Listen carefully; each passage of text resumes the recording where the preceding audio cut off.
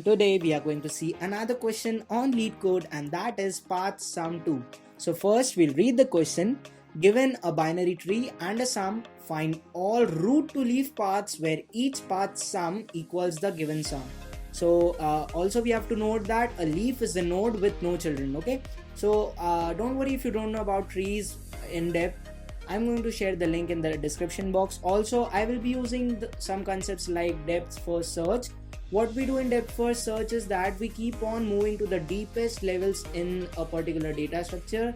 In this case, that is tree, and we don't explore. We don't keep on exploring at every node. Okay, we move on to the deepest part, and then we come back to the root node or from where we started. So that is how the depth first search works. Also, I'm going to share the link in the description box. So if you want to know more about depth first search, just go through this link. Okay, so let's try to get what the question is trying to say with the help of an example. We are given a tree, like this is a tree that we will be given in the question, and we have sum equals to 22 in this case. So we have to find all those paths along which if we add the nodes, the value of the nodes, then we would get the value 22. Like you can see, if we add 5 plus 4, that is 9, 9 plus 11 is 20, and 20 plus 2 is 22. So this particular path is the path that we are looking for. Also you can see that 5 plus 8 plus 4 plus 5 is also 22. So these two are the paths that we are looking for, and we have to return these. Okay, so what we have to return is that we have to return a list of integers. Okay, I hope you get the point. If you want to know more about this, I am going to share the link in the description box again. But what we are doing, we are having a list encapsulated in a list. Okay, so we have list of integers that we have to return in the question.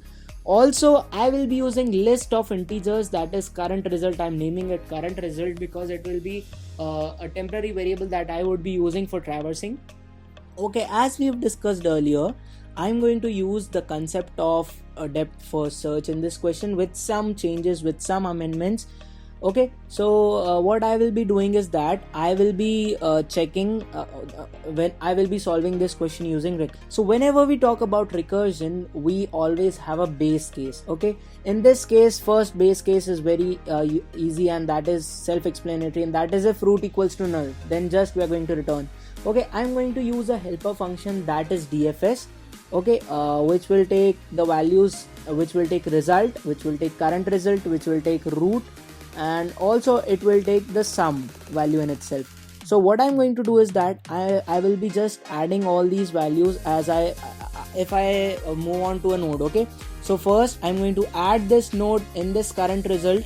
Then what I'm going to do is that I'm going to check whether that is leaf node or not. If it is a leaf node and the sum gets equals to 22, then I'm going to add this whole current result list in the list of integers, because that is what I have to return in the statement, and then I would return it simply.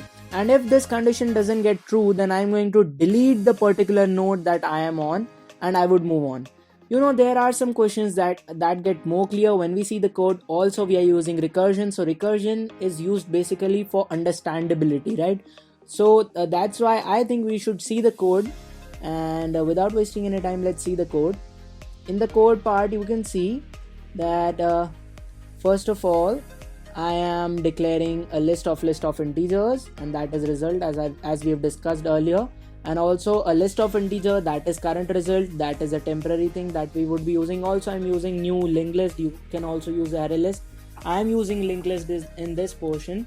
Also, I'm using a helper function, that is path sum, that is doing the depth first search in this tree, and I'm passing parameters in it, that is root, sum, current result, and result, and at last I'm going to return result. Okay, so let's move on to the helper function. In the helper function, what I'm doing is that first I'm having my base condition. In my base condition, I'm checking if root is null or not. So if root is equals to null, then simply I'm going to return to the previous step that I have moved from. Then I'm adding the particular node that I am on to the current result, and for that I'm using current result dot add, and here you can see new integer root dot value. This is actually creating memory in heap and stack. Also, this if condition is checking whether the root is whether a particular node is leaf or not. for checking it is leaf or not, we just have this condition, root dot left is equals to null and root dot right equals to null. And also I am checking if the sum is equals to root dot value or not. Okay, so if this condition holds true, then this is the list that we are looking for. So we will add this current result in the result list, which is a list of integers. Okay, and then I'm going to remove this particular node because we need to move ahead. Okay, and at last I'm going to return, because I'm not going to return an integer over here, because the return type of this function is void. So we are just having return statements over here. Also, this is my else condition, that is the recursive call that I would be making for the left and the right subtrees. Now just see what I'm doing. You can see that in place of root I'm passing root dot left. That is self-explanatory because I want to search in the left subtree. Also here you can see that I am passing sum minus root dot value, not just sum. Why? Because if I am on a particular node, say I am on a node 4 and then I am passing 11, so I have already added 4 in the list. Okay, so I need to subtract this particular value from root. Okay, so that is how this function is actually working, and then it would make a recursive call and this function would run again. Okay, so if you want to know more about recursion gets better with practice. You need understandability. You know, I don't think that we all think about fully about the question and we just move on. What we do is that we think about the base case, we think about the recursive call, and we think about the special case that we are looking for in the question, and we just code it. Okay, so that is how the recursion works. So first I'm having my left recursion call and this is my right recursion call, and at last I'm going to do current result dot remove current result dot size -1. What is this? This is when I have explored the left subtree and the right subtree for a particular node and I want to move on. So when I want to move on, I want to delete that node as well. Okay, so I'm using this remove function twice. If you see, I used it here as well. Why am I using here? Because this is the point where I got my list that I was looking for and I need to move ahead, right? So that is why I removed it from my current result list.